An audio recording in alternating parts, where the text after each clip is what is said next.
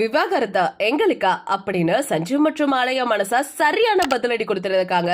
அந்த செய்தி தான் சோசியல் மீடியாவில் சூப்பராகவே வளம் வந்துட்டு இருக்கு. அதை பத்தி இந்த வீடியோல நம்ம இப்போ தெளிவா பார்க்கலாம். விஜய் தொலைக்காட்சியில ஒளிபரப்பான ராஜாராணி சீரியல்ல நடிச்சு சின்ன திரையில அறிமுகமானவங்க நடிகை ஆலயா மனசா சினிமாவில சில முக்கிய கதாபாத்திரங்களையும் இப்ப ஆக்ட் பண்ணிட்டு இருக்காங்க. அதே சீரியல் மூலமா சின்ன திரைக்கு வந்தவங்க நடிகர் சஞ்சீவ் கார்த்திக் அவர்களும் ராஜாராணி சீரியல்ல இவங்க ரெண்டு பேருமே ஜோடியா நடிச்சிருப்பாங்க. அது மட்டும் இல்லாம ரெண்டு பேரும் அந்த சீரியலுக்கு அப்புறம் காதலிச்சு திருமணமும் செஞ்சுக்கிட்டாங்க. ஆலயா வீட்டுல இந்த திருமணத்துக்கு சம்மதம் தெரிவிக்கல அப்படின்னாலும் சஞ்சீவ் குடும்பத்தினர் முன்னிலை நின்று இந்த கல்யாணத்தை நல்லாவே முடிச்சாங்க. இப்போ இவங்களுக்கு ஒரு மகளும் ஒரு மகனும் இருந்துட்டு இருக்காங்க. திருமணத்துக்கு அப்புறம் இவங்க குழந்தை பெற்ற பிறகும் கூட ரெண்டு பேருமே தனித்தனியா நல்ல சீரியல் பண்ணிட்டு இருந்தாங்க. முக்கியமா சொல்லணும்னா இப்ப ரீசெண்டா ஆலய மனசா வந்து சன் டிவில ஒளிபரப்பாகிற இனியா சீரியல்ல ஆக்ட் பண்ணிட்டு இருக்காங்க. அதே மாதிரியே சன் டிவில கயல் சீரியல்ல கார்த்திக் அவர்களும் நடிச்சுட்டு வந்துட்டு இருக்காங்க. ரெண்டு பேரோட கேரக்டருமே ரொம்ப லீட் கேரக்டர் தான். அப்படி இருக்க நிலையில கொஞ்ச நாளாவே சஞ்சீவ் மற்றும் ஆலயா மனசாவுக்கு டிவோர்ஸ் ஆக போகுது அப்படின்னு சொல்லிட்டு ஒரு சில தகவல்கள் சோசியல் மீடியால பயங்கரமா ஷேர் ஆயிட்டு இருந்துச்சு. இந்த வதந்திக்கெல்லாம் முற்றுப்புள்ளி வைக்கிற மாதிரிதான் சஞ்சீவ் மற்றும் ஆலயா மனசா